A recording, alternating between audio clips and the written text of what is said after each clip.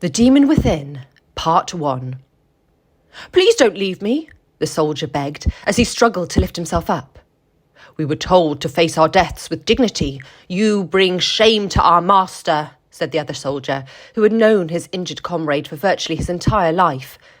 The winged abominations had butchered their entire team. The two men were now completely surrounded.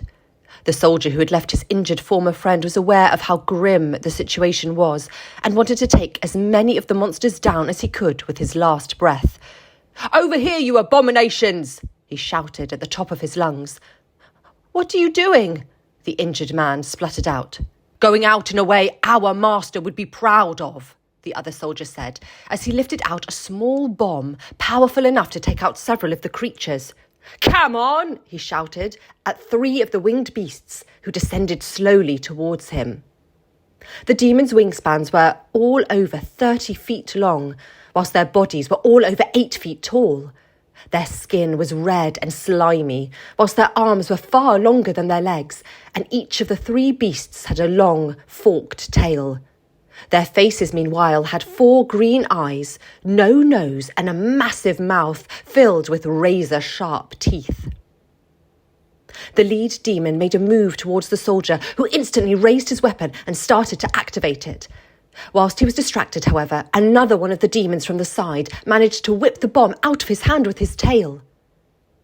As the soldier tried to reach for the weapon, the demon from the back pinned him to the ground, whilst the centre demon flew towards the bomb, picked it up and threw it, using its super strength, several miles away, before it exploded. Now, completely helpless, the soldier who understood his comrade's terror, but still tried to keep his cool as the monsters tore into him. The wounded soldier, meanwhile, who watched the gruesome sight from a short distance, pulled his gun and said, "May the master forgive me," before shooting himself to avoid the same fate. "I've never needed a drink more than today," Kirsteen said to herself. "Vampires, zombies, demons." Even though Kirsteen didn't have anything waiting for her back in England, she knew she wanted out of this insane place as fast as possible. She'd been working up the courage to try and ask the professor for the last few hours to take her back. Lindsey hadn't said much to her when Kirsteen had asked about when they could take her home. Instead, Lindsey would just brush her off, saying they had lots of work to do on the ship, until eventually Kirsteen got fed up. The professor, meanwhile, was searching through the library, or rather what was left of it. Absolutely nothing had survived. Lindsey was absolutely devastated. She had spent years building up her collection. It included the final copies of some classic works that had been lost in wars, migration to other worlds, and alien invasions. "I really should have made copies, or made them public to civilizations and colonies," Lindsey said. "I guess I just liked having the only copies of these masterpieces, and now I've deprived future generations of classic literature." "That damn demon! I hope he suffered!" Lindsey shouted, almost in tears as she held the charred pages of one of her favourite books in her hands. She could still make out a tiny part of the title on the cover, but other than that, it was burnt to a crisp. Kirsteen heard Lindsey shouting from down the corridor and went to comfort her. "I'm sorry, who was it?" Kirsteen said, assuming that Lindsey and the professor had lost someone to the demon. "My collection. That monster burnt it all. I'd spent years building it up. So much great literature, art, music, now gone forever. And it's my fault," Lindsey wept. "Are you serious?" Kirsteen replied in anger. "All of those innocent people were torn to shreds by those monsters. That young girl, Jenna, she looked up to me, you know. She made me feel good about myself for the first time in a decade, and I let her down. I had to watch her die. Alice, she told me about her mother, Noella, when you locked us up in that room.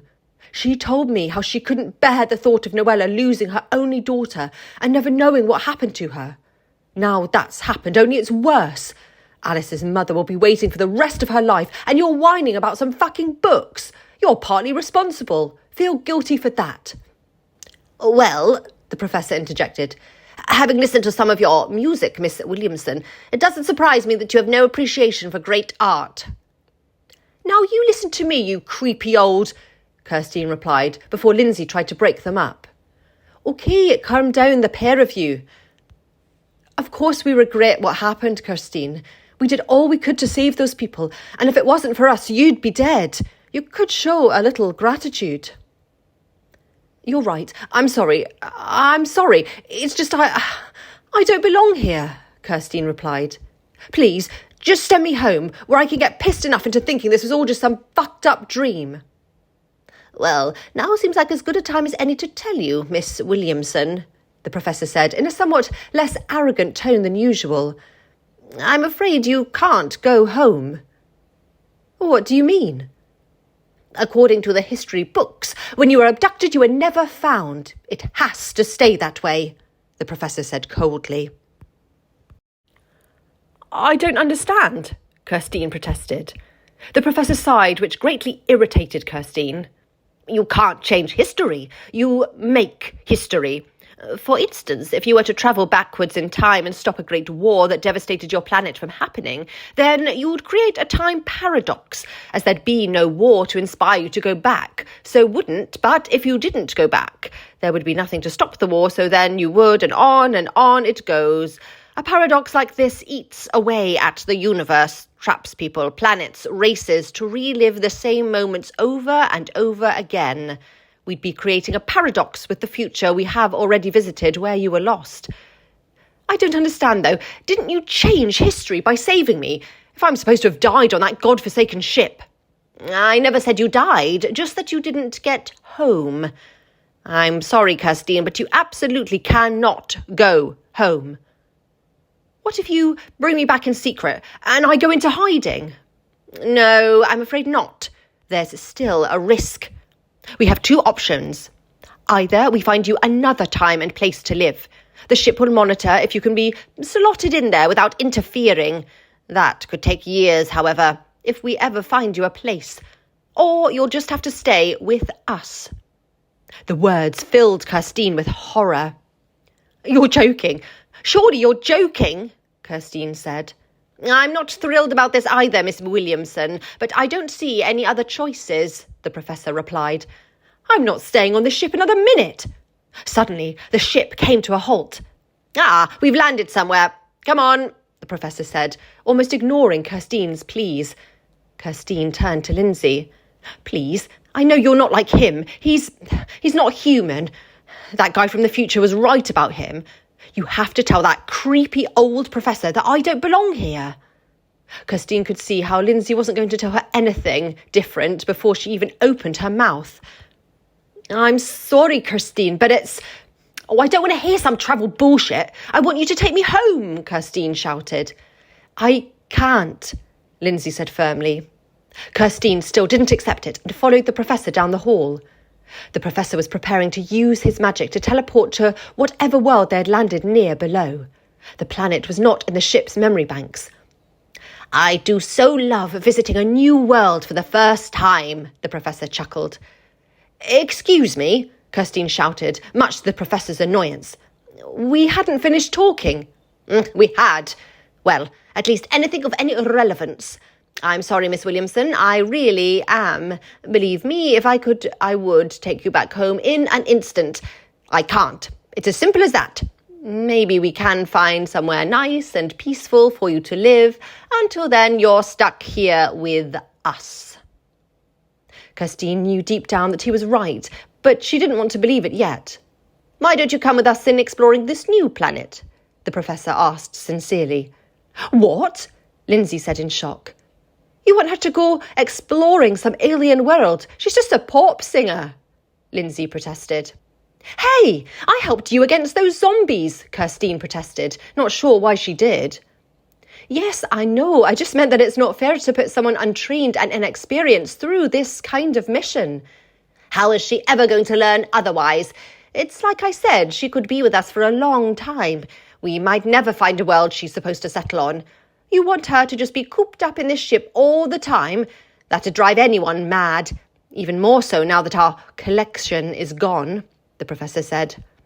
"I want to go down," Kirsteen said, much to Lindsey's surprise. "You're not getting rid of me at any point until you take me home," Kirsteen said firmly, which made the professor roll his eyes in response. "Also," she continued, If anything happens to the pair of you, I want to know. I don't just want to be left rotting on this ship for the rest of my life." The professor smiled. "Smart woman. Trust me, you'll get used to this in time." The vampire prepared the spells that would send them to this new, unidentified world. The magic that brought them there would also make sure they could breathe, regardless of the atmosphere. Before Kirsteen could even prepare for the magic to work, in a flash she found herself in a strange new alien landscape. The landscape ahead was dark and seemingly barren. There was nothing but scorched rocks ahead. "Remember, Miss Williamson, we can only teleport back up from the exact location we arrived in when there is no one up there working the controls. You'll always be able to sense where it is, regardless. Best to let our new recruit know the rules," the professor said as he went on ahead. "I'm not a recruit," Kirsteen snapped, with the professor once again ignoring her as he went on to explore ahead. "How do you put up with him?" Kirsteen asked Lindsey. "Well, he has his good points. For a vampire, he's not so bad." "So he actually is well, never mind. It's not so unbelievable, I suppose, after everything that's happened. Still, how did you end up with him? You seem somewhat normal," Kirsteen asked. "It was a long time ago. He helped during my darkest time, fighting monsters, saving people. I was doing that long before I met the professor." "How long?" "Before my son was born." Kirsteen felt she shouldn't push it any further after that revelation. The look on Lindsey's face said it all. The professor, meanwhile, had climbed up a nearby hill to get a better look at the landscape. To his shock, he could see scores and scores of dead bodies littered ahead on a huge field over the other side of the hill. "Looks like we've landed in the middle of a bloody war," the professor thought to himself. As he looked round to let the two women know what he had seen, the professor saw a gigantic, winged demon hovering over Lindsey and Kirsteen, who were completely unaware. Before he could shout out to them, the creature swooped in with a lightning speed and landed on Lindsey, grabbing her shoulders in its enormous claws. "Lindsey!" the professor shouted in despair as the monster carried her high into the sky. There was nothing Kirsteen or even the professor could do to help Lindsey, however. The professor tried to jump over 30 feet using his vampiric strength to catch the demon, but the winged terror was too high and the professor simply went crashing back down. "We have to follow her," the professor told Kirsteen as he ran ahead over the hill, not even bothering to look back and see if Kirsteen was following or not. The professor recognised the demon. At least he thought he did. It was a particularly nasty breed native to the planet, Gasterix. The professor and Lindsey had helped repel an infestation of these abominations in the largest city on the planet many years ago, from their perspective at least. The professor had created a magical blast that wiped out thousands of them. He still remembered the formula, but he obviously didn't have the time or resources to whip it up now. As the professor made it over the hill, however, several hideous undead demons suddenly came crawling out of the ground on the other side. Their skin was rotting and slimy, whilst their teeth were long, thin, white and extremely strong. They had no eyes and long, grey, flowing hair. About 20 of these creatures in total emerged from the ground.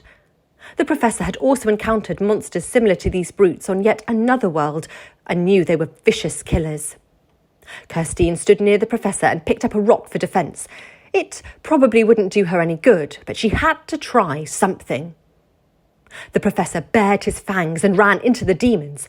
He tossed 3 of them through the air and punched a hole in another's chest, tearing its heart out before throwing him to the others. The vampire then used his fangs to rip the throat out of one demon before spitting its flesh and blood into another attacking demon's face, distracting it long enough for the professor to then break its neck. Kirsteen was quite taken aback at the display. She knew the professor was a vampire, but to see him degenerate into such an animal shocked and terrified her. The professor was still in complete control, however. He knew that his bloodlust would never vanish. As a vampire, it was part of who he was, so he would always make sure to channel it against his enemies instead of people. Whilst the professor was clearly stronger than these beasts, one of them was able to catch him unaware. The creature was still underground, and it reached its hand out from below and grabbed the professor's leg. It only held him in place for a few seconds, but it distracted the professor long enough for 3 more of the demons to jump him from behind and pin the time traveller down. The monsters then started to bite and claw at the professor. Kirsteen tried to help her vampiric comrade by striking one of the demons from behind with a rock, but it instantly spun round and knocked the rock out of her hand. As it tried to hold Kirsteen still to get a good bite, however, Kirsteen was able to grab one of its arms and flip it over her shoulder. Whilst the monsters may have been a good bit stronger than the average human, they were very slow. Kirsteen then dodged another one of the demons and punched it as hard as she could in the stomach and then the face. While she was fighting this brute, however, the beast she had flipped over her shoulder surprised Kirsteen from behind and within a few seconds had overpowered her. Just as all seemed lost, one of the demons holding Kirsteen from behind collapsed to the floor with a smoking hole in its back. Kirsteen looked around to see 3 strange soldiers standing at the side, wielding large laser rifles.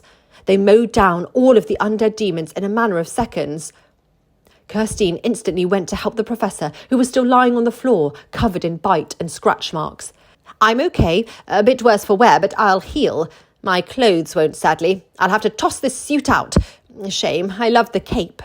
"Thank you, and thank you, gentlemen," he said to Kirsteen and the soldiers. "May I ask who we owe our lives to?" The soldiers, however, simply fired at both Kirsteen and the professor's feet. "You will accompany us or you will die." The professor smirked. "I'm afraid that won't kill me," before rushing the soldiers. All 3 fired at him, but their rays didn't even slow the vampire down. The professor tossed 2 of the soldiers aside and grabbed the gun from the leader of the group that he snapped in half. Unfortunately, one of the soldiers, however, jumped Kirsteen and held its gun to her head. "Are you so sure that our weapons won't harm her?" The professor stopped. "I need to stop travelling with humans. They're too easy to kill." Meanwhile, across the skies, the winged creature carried Lindsey to a large mountain where it dropped her in a pit with other strange aliens. Lindsey didn't know it, but these creatures belonged to the same race as the soldiers who had abducted the professor and Kirsteen. These aliens all had a yellow, greenish skin, thick lizard lips, a large, almost Neanderthal brow, 4 rows of white hairy spikes that ran from the tops of their heads straight down their back. 3 eyes, which were long and purple with a yellow iris, and 3 rows of sharp teeth. They were all relatively large. Not one of them was below 6 feet, and they all had large builds too. The aliens all turned their attention to Lindsey when she was dropped into the pit. She tried not to show any fear. She wasn't even sure if they meant her any harm. They all seemed to be more curious of her than anything else. "What are you?" one of the creatures asked. "I'm from Earth," Lindsey said, somewhat nervously. "It's a small blue planet." "I've never heard of it," the creature interrupted. "Oh, well, you should go. The food and music is to die for. The people, not so much," she joked awkwardly, to no response. "You don't look like a demon," it said. "No, just a passerby. I don't suppose one of you minds telling me what?" The creature's attention was diverted to several of the giant flying beasts hovering over the pit. "They look tasty. I can't wait for the feast tonight," one of the smaller flying beasts said whilst licking its lips. "I don't like the look of that weird one," another one of the flying demons said, referring to Lindsey. "Its head's got too much hair and the head's the best bit." "I want to see what it tastes like. It's one of a kind," another said. "I want its fingers. I love fingers," drooled one of the other monsters. "It's all mine," shouted the monster that captured Lindsey. "I caught it." The demons soon started fighting over who got to taste the strange pink alien's flesh below. "Well, I don't know about you," Lindsey said to the other creatures. "I don't intend to become demon droppings." "You mean escape? I don't know why none of us ever thought of that before," replied one of the strange creatures from behind. "I see sarcasm as a universal trait among sentient life forms. Well, not to toot my own horn, but I've encountered these creatures before. I assume we're in the Vincicus galaxy?" Lindsey asked. "Actually, that's the neighbouring galaxy. We're being invaded." "Well, wherever we are, I know a spell that can hurt these creatures. If you give me a few minutes, I can create just a small amount of magic," Lindsey said. "Why only a small amount?" "In order to broadcast the spell wide enough to take out hundreds of these monsters, I'd need the proper equipment. However, if I remember the enchantment, I might be able to take down a few, Lindsey explained. A few? There's millions out there, one of the creatures said. Fine, I'll do nothing and we can just get eaten, Lindsey replied. How long do you need? It asked her. Back in the aliens' camp, meanwhile, just a short while away from where they were captured, the Professor and Kirsteen were brought before the aliens' leader. He was much larger than the others, and his horns were bright red, though. Other than that, there was little physical difference between the aliens, at least to the Professor and Kirsteen. What are these creatures? Are they demons? The leader barked. Well, I'm technically, but I'm one of the nice ones, the Professor joked, only to get thumped in the face in response by one of the aliens. Oh, please, we're just travellers. We don't mean any harm. A friend of ours, well, his, was taken by these flying things. We have to find her, Kirsteen interrupted. The leader sensed it could trust Kirsteen. Unlike the Professor, who had thought there was something off about, her pleas sounded genuine. If those things got your friend, then I'm sorry, but she's already dead. It won't matter, though. Soon our entire race will be, the leader said bitterly. No, shouted another one of the aliens from the back. The Master will save us all. He will crush our enemies. The leader laughed. Absolutely pathetic that you still cling to that liar's promises. 3 underlings tried to attack the leader in response, but he simply shot them down. Don't worry, aliens, I didn't kill them, though at this stage it would probably have been better than to let them get torn apart by those winged beasts, the leader explained. The Professor interrupted. I don't understand. I recognise the stars. This isn't the Deserix galaxy. These monsters out there, I know them. Asicori demons, vicious little brutes, but they're a long way from home. How? When I fought them before, they were just beasts. Yes, well, they've had little help in attacking us, the leader replied. I also know that these demons came out of the ground. They're not from the same world as the Asicori either, the Professor said. They're not even from the same solar system. All of the main demon races from the neighbouring galaxy have formed an alliance to destroy us, the leader explained. Well, why you? Kirsteen asked. Well, it's not just us. Any life form they come across, these monsters, after they've overrun their own worlds, they decided to form an army to take over as many others as they could. Tragic, the Professor said, shaking his head. I visited Gasterix many times. It was a beautiful planet, and its people were among the finest I've ever encountered. Far better than yours, Kirsteen. All right, you were one of us too, she replied. Yes, but not anymore. So you'd much rather be a vampire then? Touché, Miss Williamson. Enough, the leader shouted in frustration. What do you mean you've faced these demons before? He continued. How did you escape them? Well, I didn't escape them, I just beat them. I had help, but still it was through magic, the Professor said. Could you recreate this magic for us? Not on the same scale, I'm afraid. I had help from the people of Gasterix. Their technology allowed me to blast the magic over a wide city area. I think you'll find that we have the same resources, the leader said. Well, maybe. You don't look as if you do. Still, for the time being, I could whip up a few spells, enough to save Lindsey, if you'll help.